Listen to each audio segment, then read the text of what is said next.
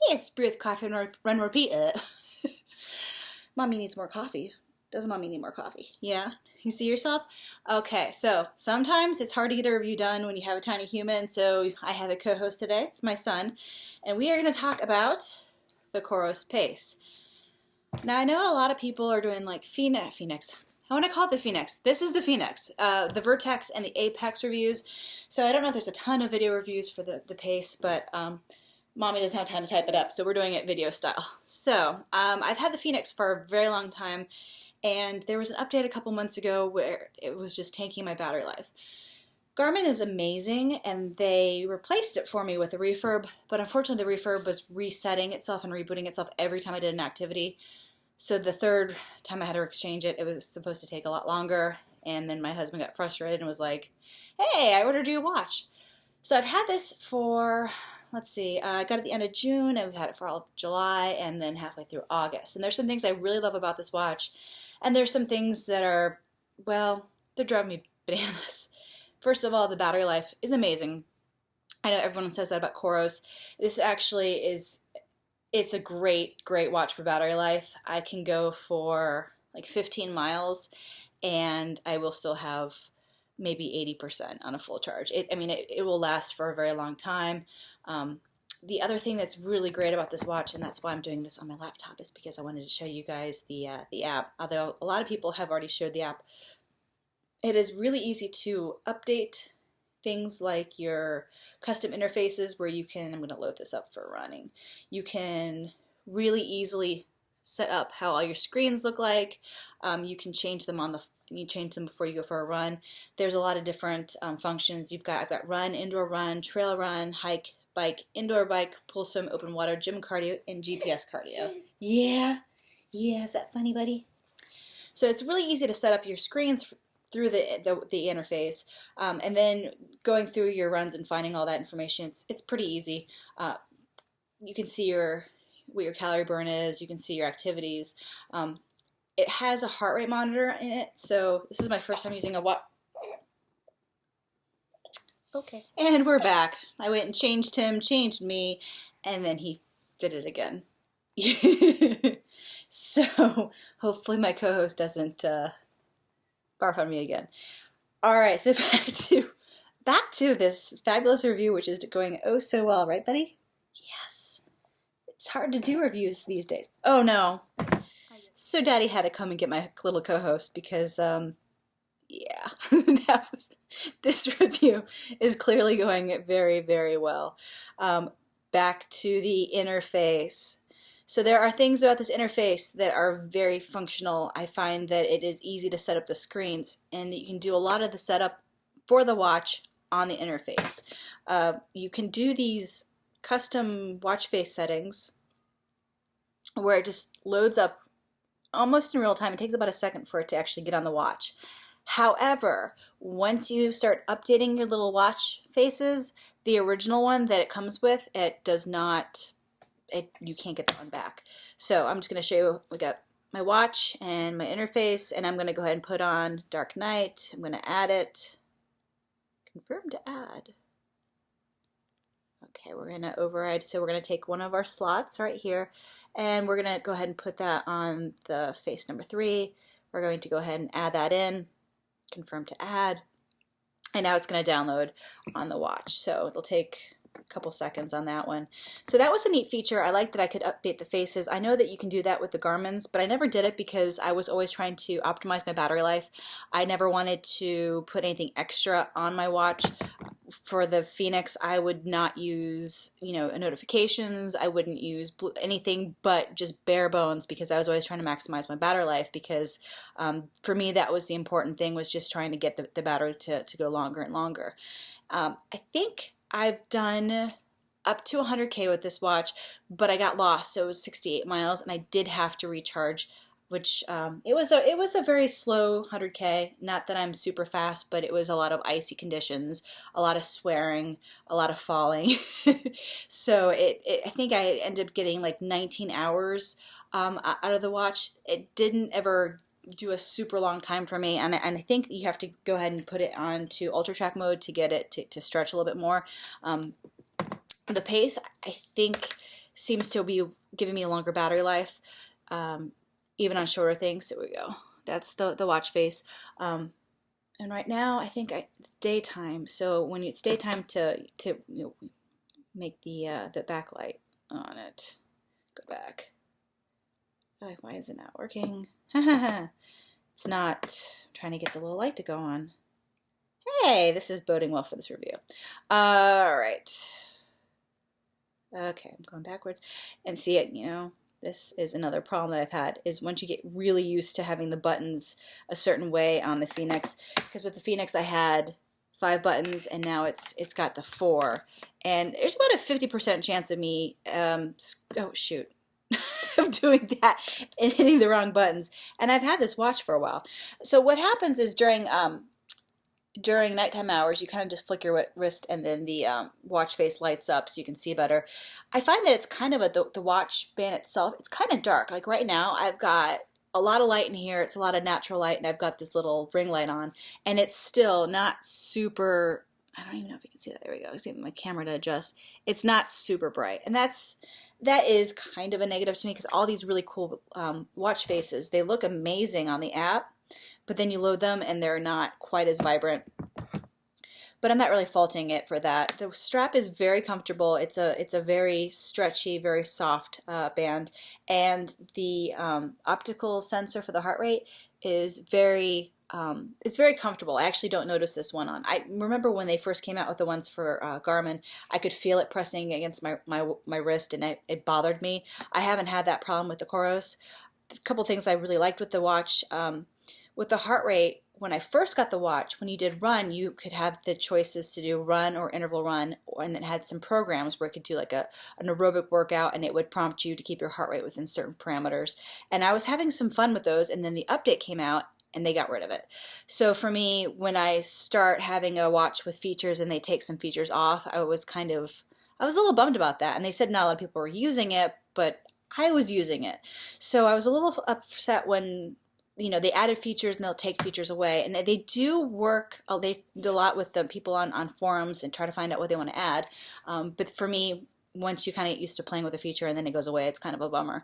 Another thing I found that's a problem is that sometimes I run intervals. I'll do a 3-1 interval, especially if I'm doing, training for something. I was training for a 100-miler before I got pregnant, but I was doing 3-1 intervals, and those are my go-to when I'm having a recovery day where I'm just sore or tired, or I just need like a little break, or I need to keep my pacing honest, because I tend to be I fluctuate really by a lot with my pacing.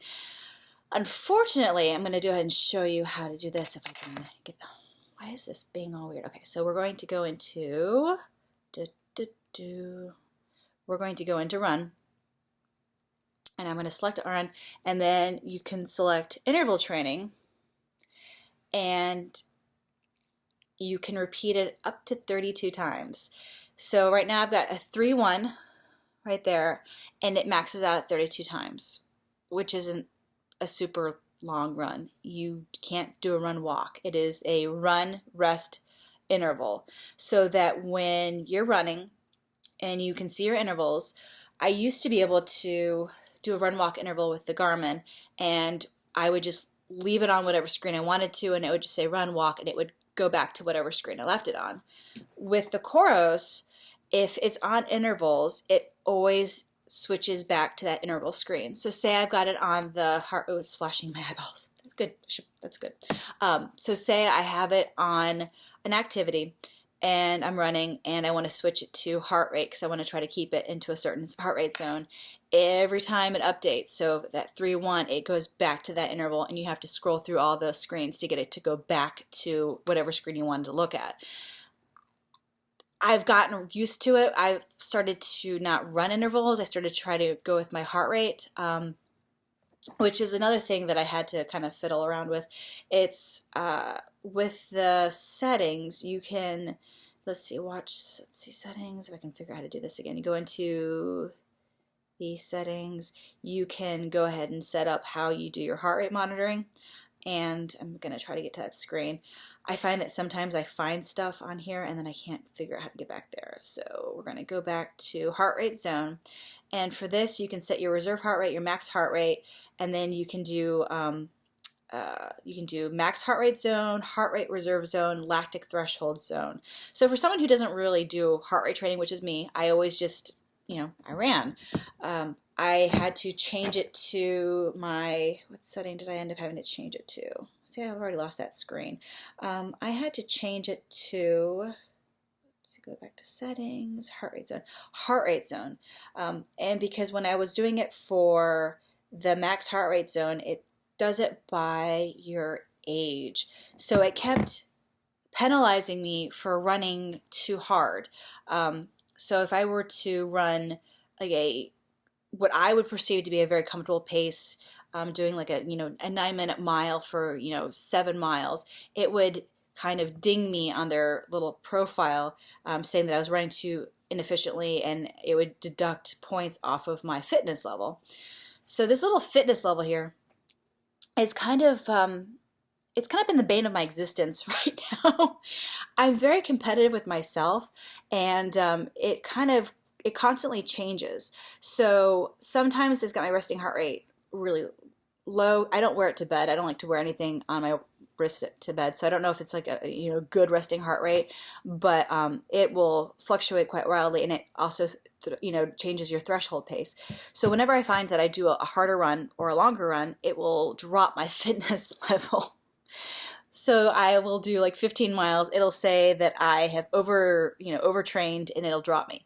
I'm training for a marathon. I'm not going to be doing 5 miles, and I don't know how to get it to set where I'm not training to be, just your average person trying to increase your heart rate, your cardio. I'm trying to train for a marathon.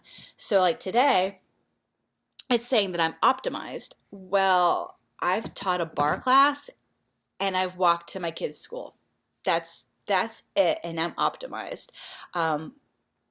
I got yesterday, it said I overtrained and I only ran 7 3/4 of a mile. I feel like that part of the fitness index software is sort of frustrating. A couple other things that are glitchy with the software. I don't like that I can't add activities that aren't on the watch. So with Garmin or Strava or anything like that, you could add an activity. This, if you weren't wearing the watch, it didn't happen.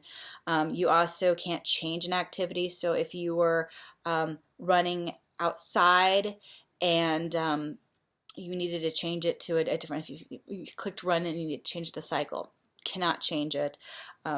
Some things I've tried to figure out how to get it to work was if I do like a boot camp workout at home where I'm running indoors on the treadmill, but then I'm doing cardio, there's no way to kind of do a combination of that, so that I will be running indoors and then I'll just leave it as running and then let it perceive my efforts inside doing push-ups or burpees or whatever as parts of that run, and I kind of have to just kind of work my way around that. The watch it works really well. It syncs up to GPS. I'm not having any problems with GPS at all. It is a very lightweight watch. The battery life is awesome. There's just little nitpicky things that I got used to with my Phoenix, and some I'm kind of trying to decide whether or not which watch I want to run with for my next race. I think since we're going to be doing, my husband and I are doing a 12-hour, we're doing it as a team so that we can trade off with the kids. I think we'll probably have the Phoenix as like our baton where we can track our the entire time, and then just have individual watches for our segments.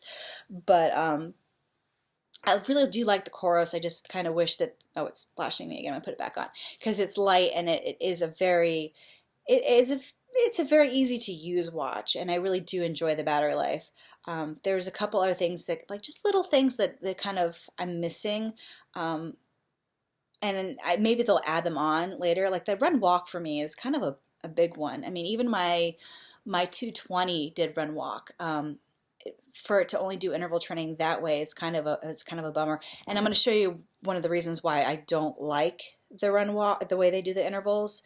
Let's see, when's the last time I used it? Let's see, I did hills on Saturday, and on Sunday we did 3 ones because it was evil. Okay. This is why I don't like the way they do it for the intervals. So when you do it as intervals, you don't get to see your splits. It goes by the run and then the rest. So every run counts separately. So I don't get to see my splits as miles as my data. It just says run 1, run 2, run 3, run 4, and all that will tell you what that section per minute mile it was, but it doesn't really calculate it per mile. So it works more like you're trying to do an interval workout as opposed to doing run walk intervals. It's a different kind of setup. The other problem I had is with I changed the heart rate zone, so I have aerobic endurance, aerobic power, threshold, anaerobic endurance, anaerobic power.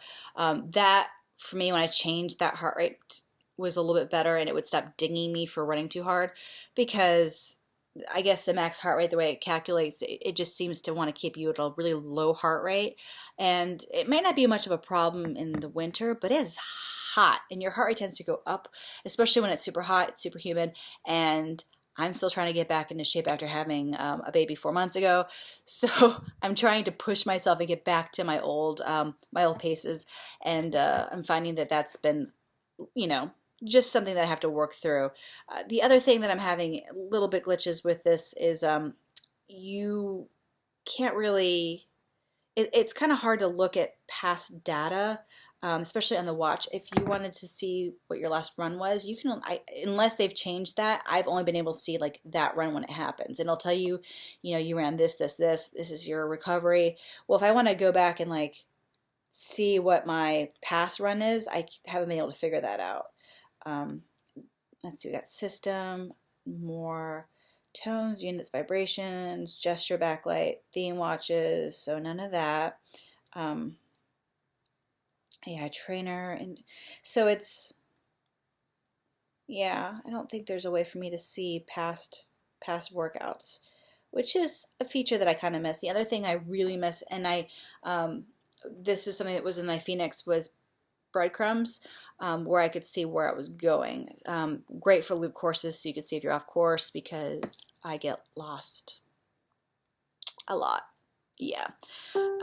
So I missed that on there, but that might be on the Apex, but it's something that's not on the Pace. I don't know if you can load maps on it. You might be able to. That's not like a deal breaker for me, because I do try not to get lost, and I'm not great with maps anyways, but that's something that, I do miss between, and I know they're not apples to apples, because this is the Phoenix and this is just the entry-level watch, but it is something that I did miss. And then the other thing with it is they do a lot of updates. They're really easy. They kind of just load on the app, and then they go onto the watch, and it's pretty quick with the updates. You can see the activities they have on there. But for me, there's like some features that I kind of really wish that they had. I mean, the other thing is that being said, the past activities, but also you can't turn off activity tracking. I never kept activity tracking on my Phoenix ever.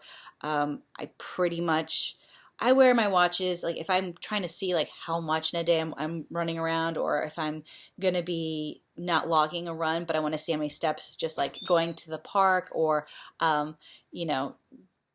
other activities, I would put it on, but I would turn it off most of the time. And a lot of it was for battery life, but for the most part, I just really, really, really don't like to always wear out the watch. Like, I feel like I get judged by the software when I don't wear it all the time. And I just don't like to wear things all the time. So I kind of wish I could turn that off and just use it for a watch to run. I don't want to make it like a whole thing. I just want to like use it, run, maybe use it to log some workouts. But beyond that, like I don't really want to use it as a fitness tracker all the time. So that's another thing that it was kind of like, yeah, not the best. I have another tiny human sneaking around in here. So all in all, it's a great watch. I feel like it has a lot of features. I don't really, honey, okay, can you, okay. So we're going to have to go ahead and wrap this up.